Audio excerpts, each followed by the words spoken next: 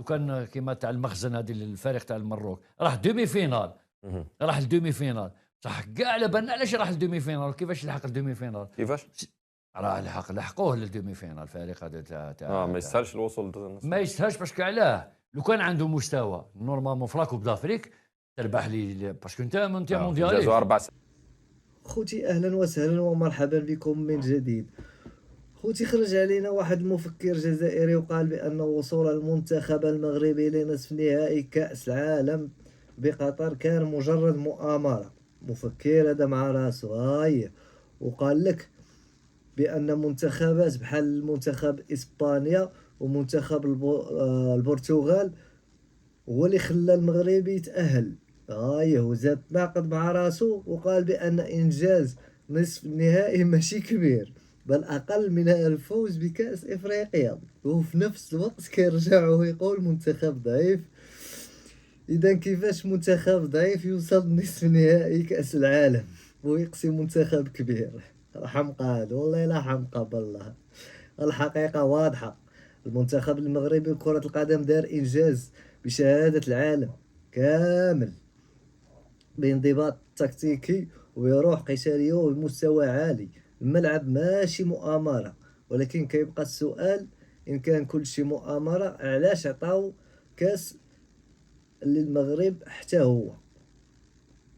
يلا خليونا آراء ديالكم في التعاليق، واللي ما مشتركش في القناة يشترك ويفعل خاصية الجرس باش يتوصل دائما بالجديد ديالنا. تشوفوا في اخرة الفيديو باش نعلقوا عليه خوتي. والله الا عايش نهار تسمع اخبار مسطين هاد الناس وحق الله. البعض يقول لك بيتكوفيتش مش المدرب الانسب للخضر. تصريح سمير ناصري لو استمعت عليه قال لهم انا بيتكوفيتش ما يقنعنيش كثير كمدرب، والمنتخب الجزائري باللاعبين اللي عنده ممكن انه يستفاد من الامكانيات اللي عنده مدرب افضل. انا ليا الجانب اللي يخص في الفرق العربيه دي بيان عربيه سيتو الجزائريه هو سي لا لونغ. هذاك التحفيز هذاك التحفيز هذاك الديريكت هذاك شو كاين فيه بروده ما بين الفريق وشغل رايحه هذيك. علاش نعاودو ندورو نعاودو نذكروا بالماضي ولا تاع المروك ولا ليزيكيب ولا تاع السينيغال ولا كاين هذاك لو لونغاج ديريكت يلعب دور في سيرتو في كوب دي موند ولا كوب دافريك ولا اللونغاج تاع لونترينور ديريكت للجوار بلا لونغ هذيك. بار كونت هنايا تلقى شويه كاين جوار ملهيك وجوار شغل ما يحسوش بهذيك الحراره هذيك، وحنا ما نكونوش كيما نقول لك جهويين. ولا انا نقول باللي في لي كات ماتش الاولانيين كنت نكريتيكي في بيتكوفيتش مي لي كات ماتش الاولانيين تاع لا كوب دافريك قنعني تقنعت، وان شاء الله يكمل فيها ونشوفوا لما لا يعني وجه مشرف كيما مارفين نديروه. احنا في كوب دي موند جامي كان عندنا برا كوب دافريك ما خيبنا. نعم. كوب دي موند الحمد لله. كوب دي موند تأهل الدور الثاني مش انجاز. تأهل الدور الثاني في وجود اكثر من 40 منتخب مش انجاز. الوصول لدور 16 وبعد ذلك دور ثمن نهائي. الخروج من الدور ثمن نهائي يعتبر انجاز بالكره الجزائريه. نكونوا واضحين والجمهور يعرف. شوف انا نقدر نقول لك خويا يوسف هذا الانجاز هذا دوك هي كره قدم يعني دوك لهنا بالك رحنا في رمضان ومنا راح نقول لك بلي كره قدم تقعد كره قدم يكون عندك فريق ولعب كره يعني وتحس بلي هذا فريق محطوط من هذا. طحت مع ايكيب في الجست البريمي تور وطحت مع فريق اللي يستاهل يربحك يعني فريق كبير وربحك. ما تقوليش ماشي انجاز باسكو نحسبوا الفريق كبير اللي طحت معاه وانت ماشي فريق كبير كيفاش؟ اذا فريق كبير سيدي علي. منتخب الجزائر منتخب قوي. نقول لك فريق كبير مع فريق كبير اللي يخسر سي السبور سي الفوتبول سي ريزولتا. هذا واش حبيت نقول لك انا. معليش طيب يبقى ماشي انجاز. هذا واش حابين نوضح لك انا ثاني. صح وكان توصل للدور ربع نهائي. احنا جامي وصلنا للدور ربع نهائي. احنا الانجاز تاع 82 ما زغدناش ميم با ما نزغدناش من بريميتور وجينا. صح هذاك انجاز حبس في 82. ايه بصح انجاز لليوم مازال يهضروا عليه ما نقدرش. هذاك لاننا في الجزائر نقدس اعمال الماضي فقط. لا بصح هاو انجاز كي ربحت مع المانيا كيفاش. لانه في 82 في بدايتك في كره القدم كنت قادر تروح بعيد بكوكبه من النجوم. انجاز. ولكن الان وكانت تكررها وتربح الارجنتين وتقسم الدور الاول ماشي انجاز سيدي علي. هذا واش حبيت نوضح لك. تسمى انا نقول لك لو كان نطيحوا مع، حبيت نعطيك شي بوزيسيون بركا. طحنا مع الاردن ربحنا، خسرنا مع الارجنتين وربحنا مع مع النمسا. مع النمسا. ومن بعد طحنا مع واسمها هذيك هايتي ولا جازت هايتي ولا تما تكاليفا جازت كاليفينا. وطحنا بعد مع تور واحد اخر ويتيام فينال تولي. ويتيام فينال. وطحنا مع طليان ولا مع المانيا وخسرنا 5-0. انجاز. انا جزنا 5-0. 5-0 في الويتيام فينال. انت انجاز بارابور واسمو الويتيام فينال مش انجاز، شنو نقول لك انا ربع نهائي لي. زيد من بعد. انا حبيت نقول لك بلي طيح انا بالنسبه لي انجاز، لانك في التاريخ عمرك ما جلست الويتيام فينال. اذا تجاوزته وخسرت برباعيه مقابل 0 راك تخرج. شو مع من لعبت؟ حتى وين لعبت مع منتخب قوي كبلجيكا ولا خسرت 4. هكذا انا ما نقدرش نفهمها هكذا. انا على بالي بلي كره ثم انت ماذا بك تقسم الدور الاول عادي وتربح في المباريات الكبيره، يبقى انجاز بالنسبه لك. شوف كيفاش وتتكاليفيا مش انجاز. ماوش انا باش لا تفهم انا على هل ننتظر 4 سنوات اخرى سيدي علي؟ كيفاش نهضروا على اسلوب اللعب وايضا مستوى اللعب؟ راك تهضر على مستوى اللعب. المستوى والاسلوب. معليش، اسلوب اللعب ومستوى اللعب يا سيدي علي. حنا وقتاش نستناو وقتاش يبان هذا؟ كان في كوب دي موند. وكيف دوك حنا نديروا منتخب ونقولوا لا خرجنا بريمي تور بصح ربحنا فارغ كيما كانوا يقولوا. انا قلت لك بريمي تور ماهوش انجاز، من المستحيل. لا خرجت من بريمي تور حتى معليش خرجت من دور 16. انا وين ليليميناسيون ديريكت.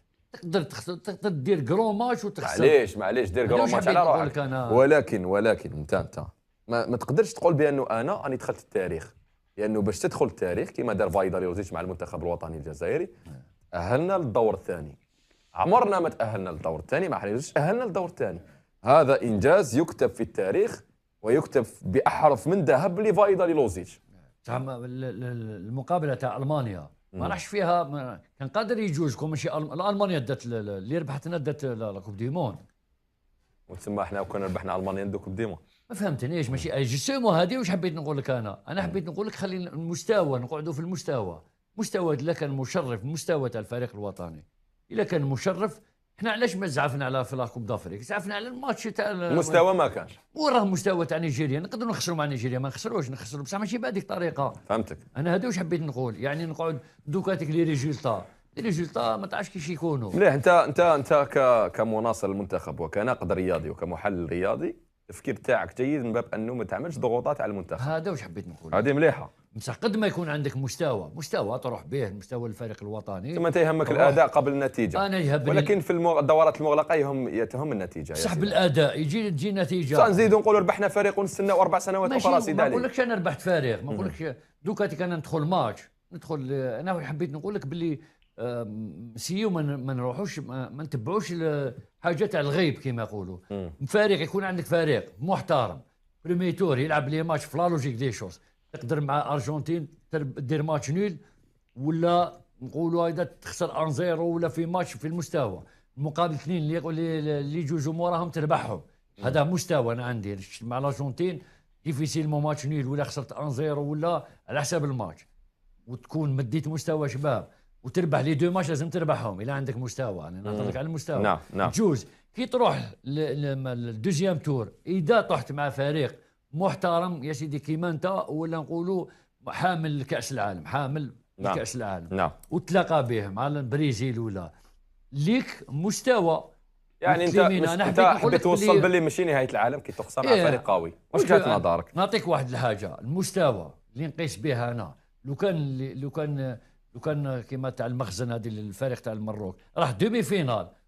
راح الدومي فينال صح كاع على بالنا علاش راح الدومي فينال. كيفاش لحق الدومي فينال؟ كيفاش؟ راه لحقوه للدومي فينال الفريق هذا تاع ما يستاهلش الوصول. ما يستاهلش باسكو علاه لو كان عنده مستوى نورمالمون في لاكوب دافريك تربح لي باسكو انت مونديالي. جازوا 4 سنوات يا سيدي. انت جازوا 4 سنوات مش نفس المنتخب. تقريبا نفس المنتخب. تقول لي بالك الكوب دافريك اللي موراها. جوست مور 2022. ما اللي تلعبت نظن في 2024 هكذا. 2024 في كوت ديفوار لم يستطع اقصاء مع نيجيريا. ماشي مع نيجيريا مع جنوب افريقيا. المهم ما جاش ما هو عنده مستوى. انت لا تحسب بهذاك. انا نقول لك بلي ماهوش عنده مستوى ورا المستوى تاعو لهنا نورمالمون دومي فينال. ثم انجاز المغرب مش انجاز هذا عملوه له.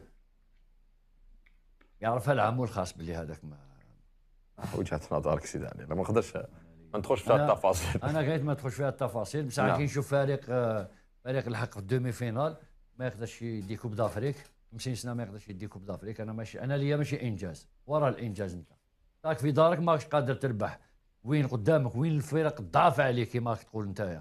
تسمى كاين دي شوز اكسترا سبورتيف، يعني ماهوش المستوى هو اللي انت يحط. تفضل كاس افريقيا على دومي فينال كوب دي موند؟ نقدر نقول لك كاس دومي فينال كوب دي موند. اه لا دومي فينال كوب دي موند هو صح الا كان عندك هذاك المستوى تاع دومي فينال كوب دي موند ما تحكيليش كاع على لا كوب دافريك باش تديها سير. بصح تناقض هكذا. علاش انا نتناقض؟ يا تسمى انت حنا فزنا بكاس افريقيا، المغرب لو وصلوا دومي فينال كوب دي موند، قلت لي نفضل دومي فينال كوب دي موند.